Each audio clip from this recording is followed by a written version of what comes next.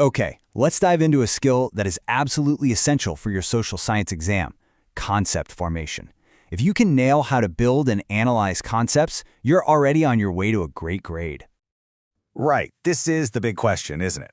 When an exam asks you to analyze a concept like power or democracy, you can't just wing it. This is a central challenge in social science, and you need a solid method for creating strong, defensible definitions. So, how do we do it? Well, you need a toolkit. And luckily for us, social scientist John Goering has provided an excellent one. He's laid out 8 criteria for building valid concepts that will actually hold up under pressure. Now, we're not going to go through all 8 of these, don't worry, but you should definitely be aware that they exist. For your exam, let's zero in on 2 of the most critical ones that will immediately make your arguments way stronger. First up is differentiation. The crucial point here is to avoid ambiguity, that gray area.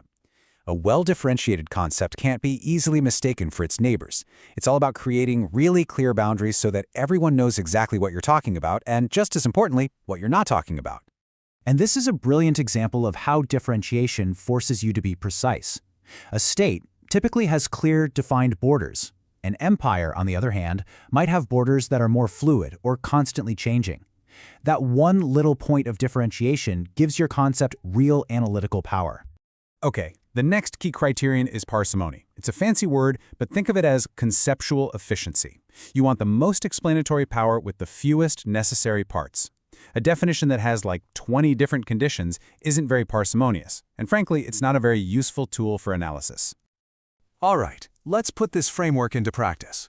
We're going to tackle a classic example, a concept that shows up on exams all the time: power. As you can see, the biggest challenge with power is differentiation. It is surrounded by all these other related but distinct ideas. And let me tell you, answering an exam question on power without clearly separating it from force or influence is a really common mistake. So, to analyze it effectively, you've got to specify which dimension of power you're actually looking at. Are you talking about one person's control over another person's actions, or are you focused on the ability to determine a final outcome? Or maybe you're talking about that big, indirect, structural power, like how an economic system shapes everyone's choices. Being specific here is absolutely everything. But, having a crystal clear concept isn't quite enough. For your research, and especially for your exam, you have to be able to measure it in the real world. This crucial next step is called operationalization. Think about it. How would you really know a failed state if you saw one? You can't just rely on a gut feeling or a headline you saw. To make a strong academic case, you need objective, measurable indicators that actually prove your point. This 4-step process is basically your roadmap. You start with the abstract idea, failed state. You define what you mean by that.